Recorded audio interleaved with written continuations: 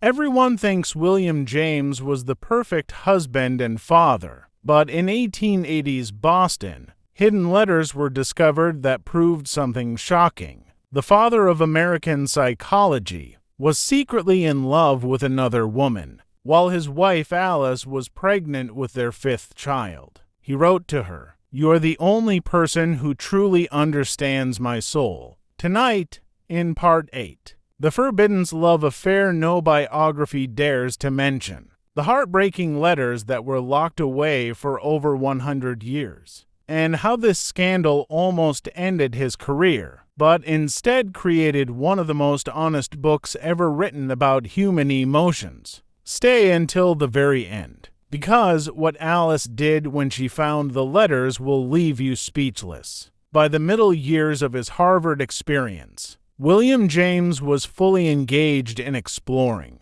the nature of consciousness and human thought. He recognized that the mind is both complex and dynamic, and he became increasingly interested in how people perceive, interpret, and respond to their experiences. Unlike some thinkers of his time, who treated the mind as a purely abstract phenomenon, William emphasized the practical and observable aspects of mental life. He believed that understanding consciousness required attention to both thought and action, theory and experience. One area of particular interest to William was the study of attention and perception. He observed how individuals focus on certain aspects of their environment while ignoring others. He noticed that attention is not fixed. It can shift, adapt, and become habitual. Through careful observation and self-reflection, he studied how attention shapes perception, thought, and behavior. This work on attention later influenced his psychological research, including studies of consciousness and the selective nature of mental focus.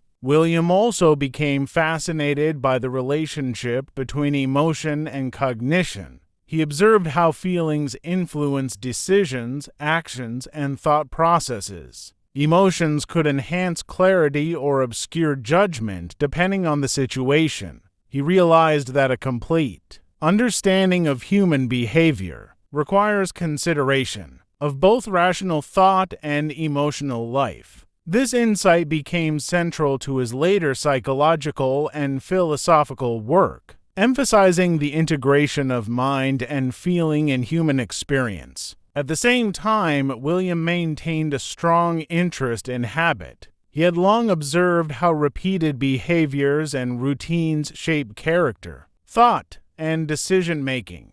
During his Harvard years, he began to think systematically about habit formation, recognizing its significance for personal development and education. He studied the ways in which habits could both support and limit freedom, understanding that mastery of habit was essential for moral and intellectual growth. This early work on habit would later become a foundational part of his psychological theories. William's philosophical studies continued to provide a framework for his observations. He examined ideas about free will, consciousness, and the nature of truth, seeking ways to connect abstract principles with practical life. He read both classical and contemporary philosophers, noting how theories could illuminate or sometimes mislead understanding of the mind. Philosophy, he realized, is not only about argument but also about careful reflection on lived experience. This perspective guided his thinking about the mind as an active, adaptive, and moral force. Social and moral observation remained central to William's development. He studied how people interact, how social structures influence behavior, and how moral choices are shaped by habit, culture, and experience. Observing classmates, professors, and everyday people, he noted the complex interplay of personal disposition and social influence.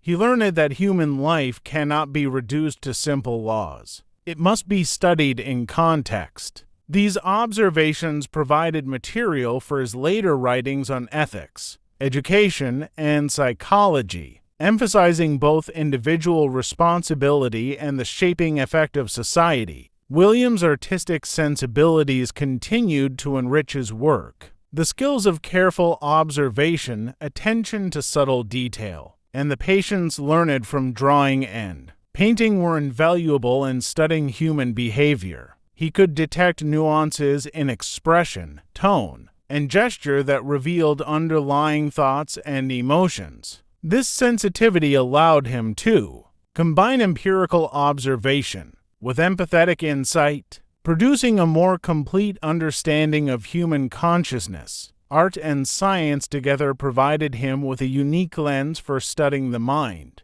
During these years, William also began to consider the practical applications of his studies. He realized that understanding the mind was not only an academic pursuit, but could have meaningful consequences for education, personal development, and moral guidance. He saw that insights from psychology could improve teaching methods, help individuals cultivate better habits, and support moral and intellectual growth. This pragmatic perspective concerned with the effects of ideas on human life became a hallmark of his thinking and later defined his philosophical approach. By the end of this period, William James had begun to integrate his studies into a coherent approach to understanding human life. His work at Harvard combined scientific observation, philosophical reflection, artistic sensitivity, and social insight. He was developing methods to study consciousness,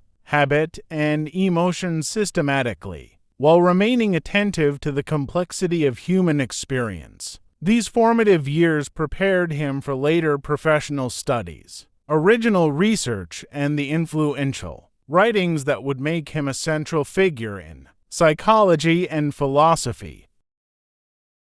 Page 5 of chapter 2 highlights William James's early engagement with the mind as a living, dynamic, and practical phenomenon. His observations of attention, perception, emotion, and habit, combined with philosophical and artistic insight, created a rich foundation for his future work. Harvard provided the structure, resources, and intellectual community to refine his approach, preparing him to make lasting contributions to the understanding of human consciousness and behavior. As William James moved further into his Harvard studies, he began to experiment more formally with ideas that would later define his contributions to psychology and philosophy. By now, he had developed a disciplined approach that combined careful observation, scientific inquiry, and reflective analysis. He realized that understanding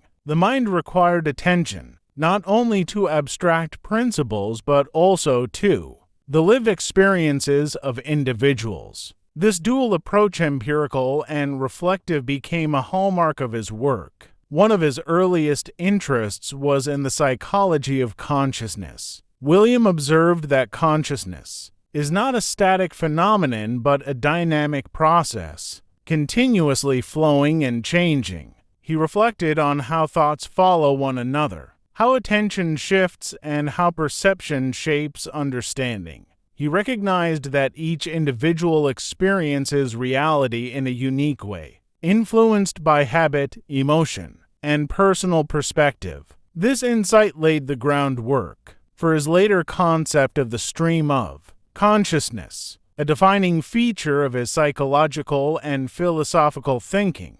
Habit remained a central focus of his observations. William noticed how routine behaviors shape character, guide thought, and influence moral choices. He studied the ways in which habits can support efficiency and stability, but also limit freedom and flexibility. Understanding the interplay of habit and consciousness became a key aspect of his emerging psychological theory. He realized that education, self-discipline, and practice could help individuals develop positive habits while maintaining awareness of their own mental processes. William's study of perception and attention grew more refined. He He examined how individuals selectively attend to certain aspects of their environment, often unconsciously ignoring other details. He observed how attention can be trained, guided, and disciplined, and he considered the implications for learning, teaching, and personal growth. By combining introspection with careful observation of others, he developed insights into how consciousness organizes experience and directs behavior. These studies anticipated many of his later experimental investigations. At the same time, William continued to explore philosophical questions about the mind and knowledge. He studied theories of empiricism, rationalism, and pragmatism, seeking ways to connect philosophical ideas with practical observation. He questioned how beliefs are formed, how they influence behavior, and how they can be evaluated in light of experience. Philosophy offered him tools for reflection and interpretation, while empirical observation provided evidence and concrete examples. The integration of these methods became a defining feature of his approach to psychology and philosophy. Social observation remained a crucial part of his learning. William noted the effects of culture, upbringing, and education on thought and behavior. He observed how individuals responded to success and failure, to praise and criticism, and to moral and social expectations. These observations helped him understand that human behavior is influenced by multiple factors: internal dispositions, environmental conditions, and social norms. Such insights were vital for his later work in ethics and psychology, emphasizing the interplay between individual choice and external influence. William also continued to draw on his artistic training. His ability to observe subtle details, maintain focus, and appreciate nuance enhanced his studies of human behavior. Artistic sensitivity allowed him to notice expressions, gestures, and tones that revealed underlying thought and emotion. By combining artistic observation with scientific methodology, he could analyze both the external and internal aspects of human experience. This integrative skill became central to his later work, including his pioneering research on consciousness and emotion.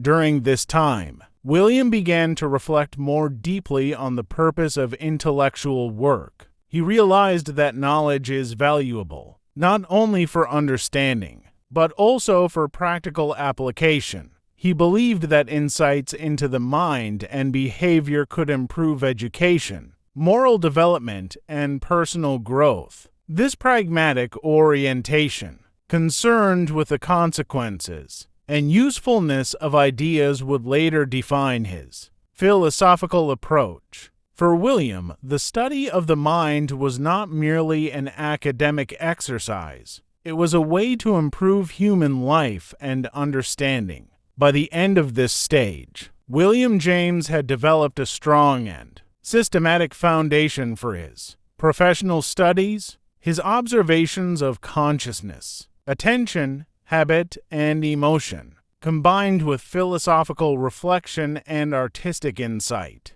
prepared him to explore psychology in a rigorous and innovative way. Harvard provided the intellectual community resources and structure to refine these skills, setting the stage for his future contributions as a thinker, teacher, and researcher. Page 6 of chapter 2 emphasizes William James's early experiments with understanding consciousness, habit, attention, and perception. His method combined scientific observation, philosophical reflection, and artistic sensitivity. These formative experiences at Harvard prepared him to make significant contributions to psychology, philosophy, and the study of human experience, laying the groundwork for his lifelong work.